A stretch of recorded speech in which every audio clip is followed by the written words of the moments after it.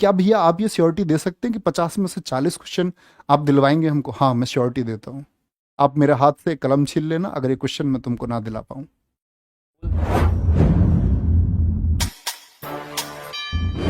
पहली बात आती है नोट्स कैसे बनाएं, बच्चों के दिमाग की बात। नोट्स पीडीएफ कैसे बनाएं? देखो, नोट्स और पीडीएफ के लिए बच्चे मैं आपको दो चीजें सजेस्ट करता हूं।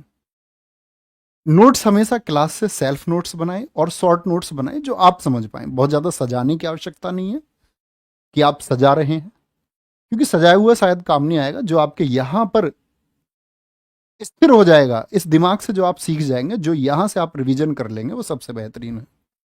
तो पीडीएफ आपको मिलेगी नो डाउट। नोट्स आप अपने बनाएं। मैं कहता हूं अगर मेरी बात फॉलो करें तो अपने शॉर्ट नोट्स बनाना, जो आप बहुत अच्छी तरह से जानते हैं कि ये मैं गलत नहीं कर सकता, उसको नोट्स में ना लिखें। जो आपके लिए नया है वो नोट्स में ऐड करते रहें। बच्चे कहेंगे भैया जीएस कैसे याद रखें, जीएस कैसे याद रखें, ये बच्चों को ऐसे लगता है। देखो, मैं एक बात कहता हूं आपसे हमेशा, याद रखने के लिए आप कभी जाना किसी कैप्सूल या किसी मेडिसिन के लिए मेडिकल स्टोर पर, आप बोलना भैया जीएस को याद करने की एक दवाई दे दो। हो सकता है आपको वो रिवाइटल वगैरह पकड़ा दे। दुनिया में इस तरह के बहुत सारे एड्स हैं जो कहे दिमाग तेज कर दे, दरअसल में ऐसा कुछ होता नहीं। सिर्फ और सिर्फ एक तरीका है बच्चे, वो है आपकी एक सही अप्रोच कंटेंट पर। यानी कि हमको कंटेंट सही मिलना चाहिए और हमारा रिवीजन कितना है, रिवीजन हमारा कितना बेहतर है। जैसे मैं कहता हूं बच्चों से हमेशा, आप अपने उस दोस्त को बहुत दूर से पहचान सकते हैं जाते हुए भी, जो आपको रोज मिलता है। आप दूर से पहचान लोगे कि वो मेरा दोस्त है।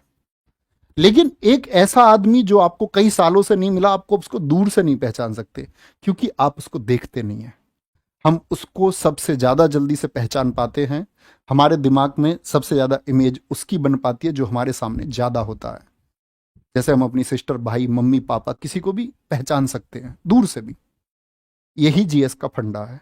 मतलब देखोगे कितना, जितना ज्यादा रिवीजन करोगे। और बोलते हैं किसी चीज का आपने अगर 2 से 3 बार रिवीजन किया है तो वो चीज स्थायी हो जाती है, इस मेमोरी में हमेशा के लिए हो जाती है।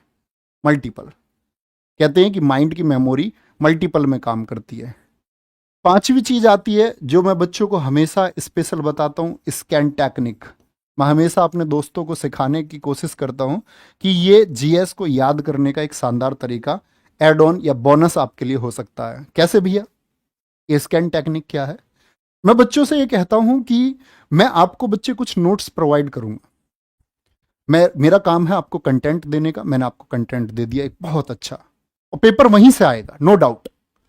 कुछ चीजें अलग हो सकती हैं, 50 में से हो सकता है कोई 8, 7, 10 क्वेश्चन अलग हो सकते हैं। लेकिन क्या भैया आप ये श्योरिटी दे सकते हैं कि 50 में से 40 क्वेश्चन आप दिलवाएंगे हमको? हाँ, मैं श्योरिटी देता हूं। आप मेरे हाथ से कलम छीन लेना अगर ये क्वेश्चन मैं तुमको ना दिला पाऊं। दूसरी चीज, ये स्कैन टेक्निक क्या है? एक पेज पे नोट्स आपने बनाए, नोट्स आप लिख रहे हैं, और नोट्स लिखने के बाद में बहुत अच्छे से एक बार पढ़ें, रीड आउट करें, आंखें बंद करें और ये बोलने का प्रयास करें। जो भी आपने एक क्वेश्चन को पढ़ा, उसका कुछ डेटा हमने पढ़ा, आंखें बंद करें और उस डेटा को बोलने का प्रयास करें। जैसे मैं बोल दूं आपसे कि सितार बजाने वाले निखिल बनर्जी हैं, बंदे हसन हैं, रविशंकर हैं, तो ये क्या काम करेगा?